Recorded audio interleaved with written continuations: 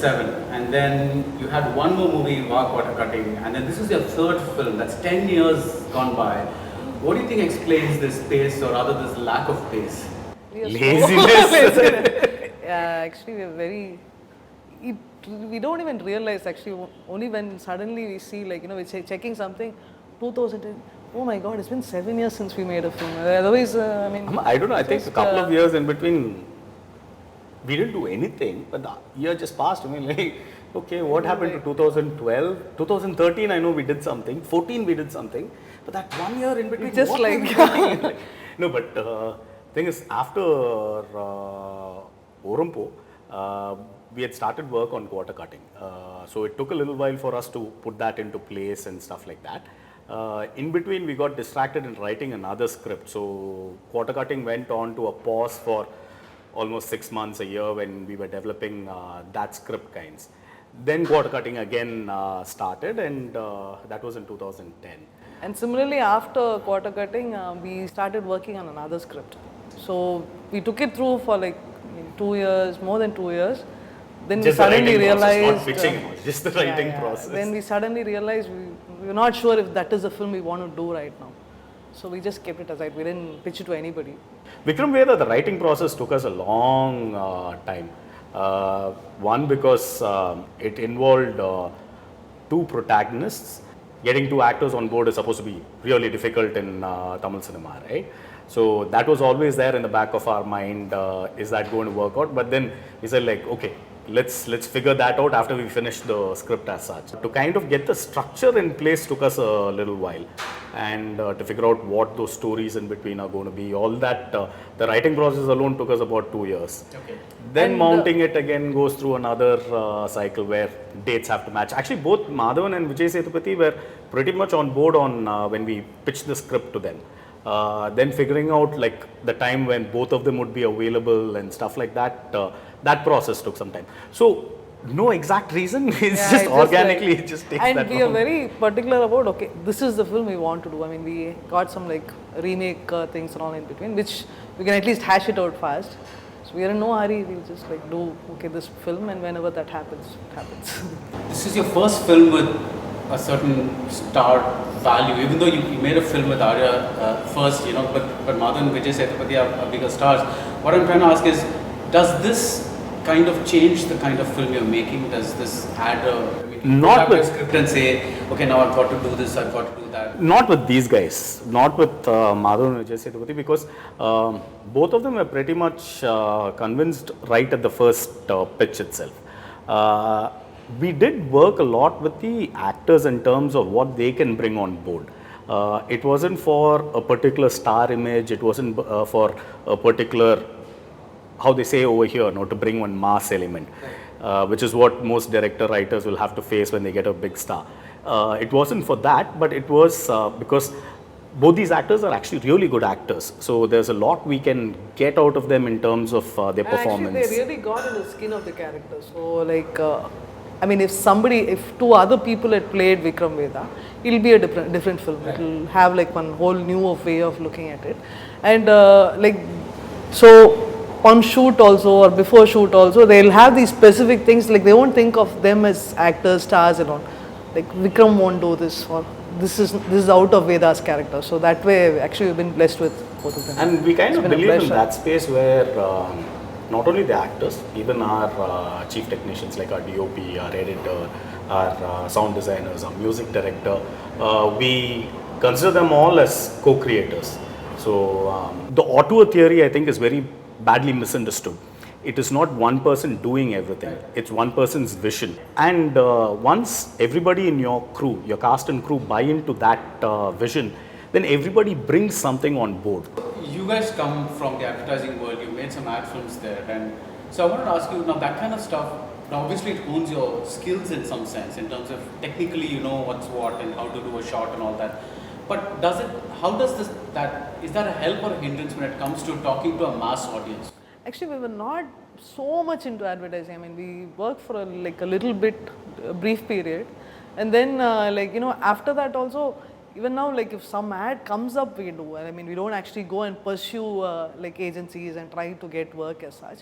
So after like a little bit of advertising work, I mean, we worked in a production house, we decided to go and study abroad. We thought we'll go and do a filmmaking course. So our main focus was on feature only. So I think, I mean, we like, I mean, if good scripts come, we would love to do ads. Like telling a story in 30 seconds also like pretty awesome. And I don't think that's been like a hindrance or anything. Except in terms of perception, no? Initially when we were trying to pitch Orumpo around, at that point of time there was this thing, oh, ad filmmakers. So like there was that thing like, how are they going to ever tell a feature length story? There was a perception at that point, but for us, I think that didn't affect us too much at that stage. I mean, I guess it's also first film, you're trying every possible avenue, not bothered about like what people say as soon as you leave the office, right?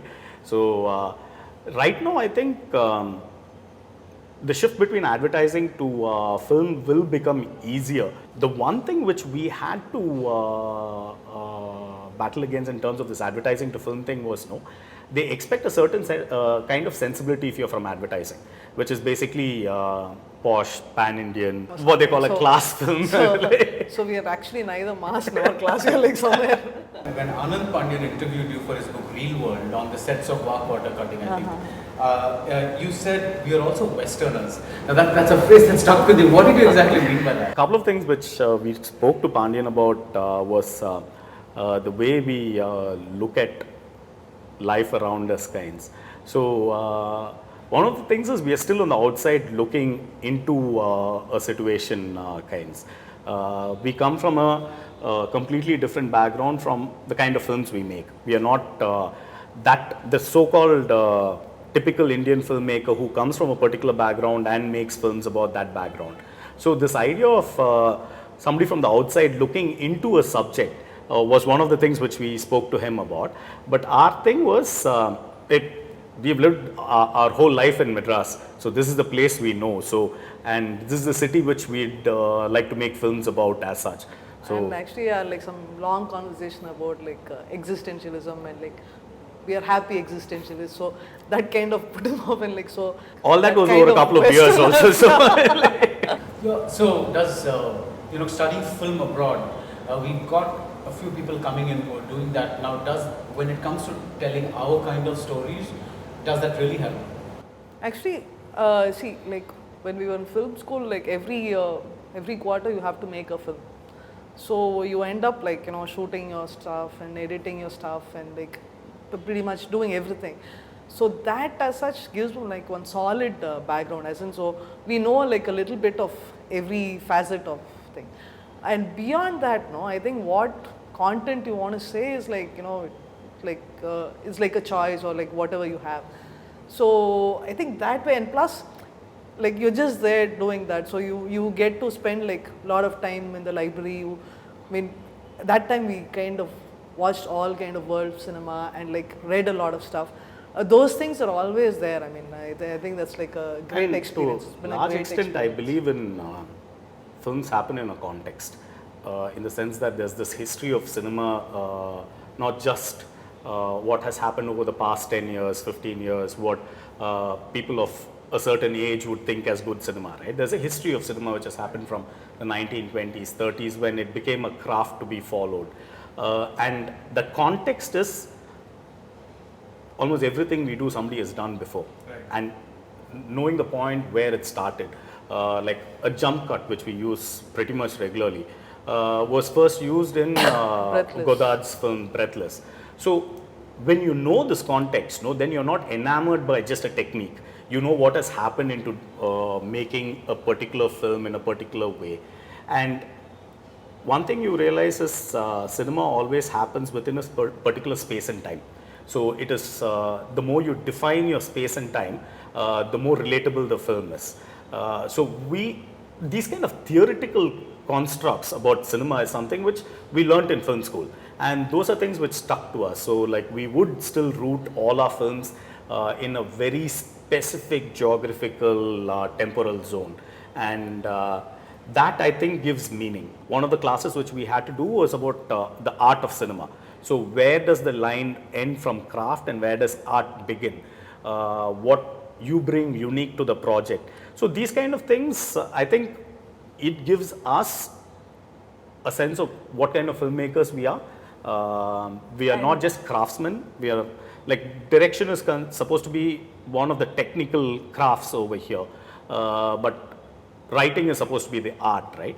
But once you have the theoretical background, I think both direction and writing transcends into that art phase. But it's a very clear step which you have to take. Personally, like, a lot of films work, you don't need to actually know all this, but completely enjoy the process. Like 3 years of just like watching stuff and reading stuff, that will stay with us forever. So you're very specific about your angles, your the way you shoot and the colors and things like that. Now, which also means that there is a certain stylistic signature in your films. Now, considering the fact that about 90% of films here are utterly generic, do you think that, and that's the norm, do you think that maybe your films are seen as not having nativity or something like that? Yes, I mean, one of the things which we heard right after Orompo and quarter cutting is, crudely put, they would say the same thing, like, படம் ரொம்ப கிளாஸாக இருக்குங்க, which in terms of not only the technical aspects, but also in terms of the pitching, like how loud you are or how soft you are. No, there's generally a tendency to pitch it a little more than what like we would comfortable with doing. Just like it'll be there. I mean, if you get it, you laugh. Otherwise, but again, I think that is something which the audience are by and large used to something, and I still think they can take that step and move into this space. It's not too far. I mean, we are not doing a film like Amour where everything is so deadly quiet that it's going to be a huge jolt to any audience, for the matter of fact. We are a few steps away, but I think we can bring the audience along with us over there. And I mean, like what you're saying is like pretty. So this whatever nativity or the genre thing, no, but. Like we need to first look at the film and like fall in love. So that is like when you sit in DI, you want to like yes, beautiful, beautiful. We want to get that feel. So we'll try to like somewhere, okay, these things are necessary, or like this will keep up pace. I mean, so those things we'll figure out. But yeah. So how do you divide work between the both of you in terms of? I mean, you're also married, so the thing is, you're always in each other's face. You have a difference of opinion. What happens?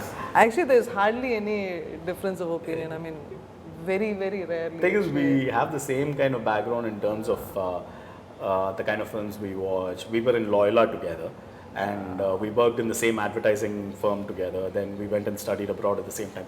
So sensibilities and like, whatever choices we make will be exactly the same. We are not very conflicty by nature, both of us. So, like if something doesn't work for him, if something doesn't work for me, we'll just find something else which works for both of us. Oh. So I think like the third option is that we've practiced right from the beginning. Like either both of us are convinced or we're not doing it.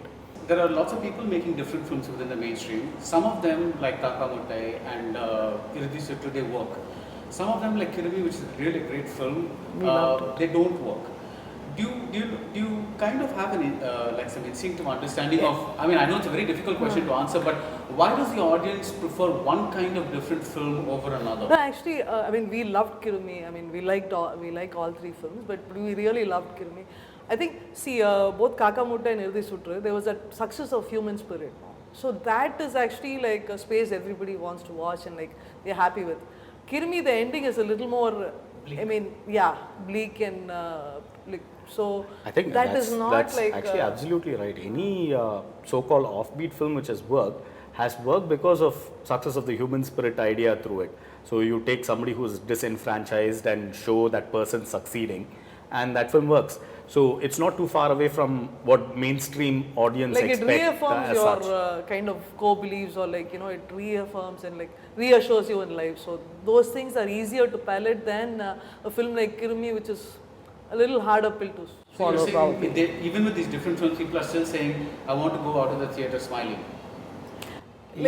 Somebody within the industry, somebody who's hardcore Tamil cinema kinds, said either send them out laughing or send them out with a huge pain. Baron. Send them out with a huge pain, like what happens in a film like Parthi Veeran. So it's one of the two. You can't have them stranded anywhere in between. You make them say like, yes, that person has won, or oh so sad that person lost. Right.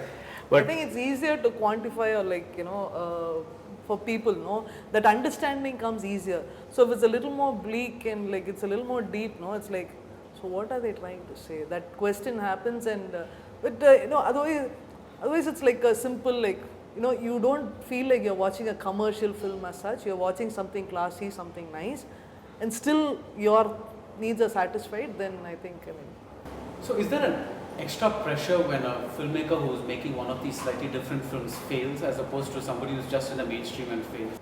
Every good film which fails actually puts the future films which are waiting for release. Not just for that filmmaker, it's like say if like Kirmi fails, then any script like that will not be encouraged. So that won't find so that will never see the light of day. And on the other hand, say a film like Managaram, which released a few months back, got extremely good reviews and did reasonably well.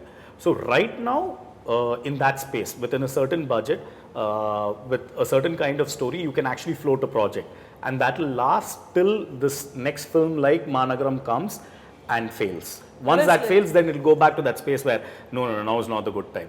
Then you wait for another film like that to work, and then the cycle starts all over again. Like if it's like a commercial film, then if it's generic, then it's like hit or miss. You can't actually point out one reason why it failed. Whereas if the film is unique and if it fails, means so it's like very, like review and all will come, but it won't see any revenue. So but my simple logic is this: so there are 250 films which release every year in cinema in Tamil. Out of the 250 films, let's say 20 films are slightly off. The remaining 230 are still mainstream. Out of the 230, there are 5 films which become hits. And out of this 20, you have 2 films which becomes hits. So what is the ratio? You have 2 films out of 20 films becoming successful versus 5 films out of 230 films which become successful. So if you're just looking plainly at the numbers, the probability of it, then you are actually more likely to succeed as a producer, as an investor in a small budget offbeat film than like a medium budget or a big budget superhero or superhero films. Why in Tamil cinema is everybody a writer-director? I mean, why don't people directors like to write? It's so difficult to find... Actually, we would love to work with writers. Kind of looking for writers forever, because we are also lazy, we take forever, so we just So on this film, we have worked with a guy named Manigandan for the dialogues. So we had written the full draft of the film, and a month before the shoot, we met Manigandan, who's also... of sprucing up and in terms of accents and the local lingo down more pat, we worked with Manigandan. The pitching of drama, every director has a particular way at which they pitch dramatic moments, and somebody who gets our pitching would be the thing which we are looking at, which is very difficult. I mean, you can work with writers who will have a certain pitch and then you can adapt it to your pitch, but then somewhere intrinsically it goes wrong, because if the film is written same way more subtly than we are pitching it, then we pitch it a little higher than that, then the film will just fall flat. In the base writing itself, that the writer needs to be conscious about how the drama is going to be pitched. We are looking, actively pursuing that. It's like that marriage is not it happening. It's looking for that perfect girl. So finally, coming to Vikram Vedha, your film, this is, like you said, it's not a quirky comedy. Now this one's an action thriller. The genre is more palatable to the general audience. It has recognizable stars. So would you finally see, are you saying you're looking at what is probably going to be a breakthrough film? Let's wait and watch. Every film is, see, for us, every film we put everything into it. But we don't ascribe to this opinion that making a film is like going to war, it's a battle to be won. We enjoy the process, we enjoy every little bit of it, including the only stresses which we have would be time and money. You need to finish the shoot within a certain time period. That we managed to do, actually. I think we have planned enough so that we kind of fit into it. If it goes a little bit over, our producer has been super nice, so we have no issues on that. So we don't look at the project as something where we have to prove ourselves. But yes, this film is much larger in scale than our previous films. Generally, that one sense of respectability is a lot more when it comes to drama. Or so if you say something serious, then you're probably considered more intelligent or meaningful. Right. or like, you know, whereas that can be dismissed away as frivolous. So I think that way this might be a little slightly safer bet. Let's move it. So all the best for Thank you. Vikram Vedha, and thank you so much for coming on.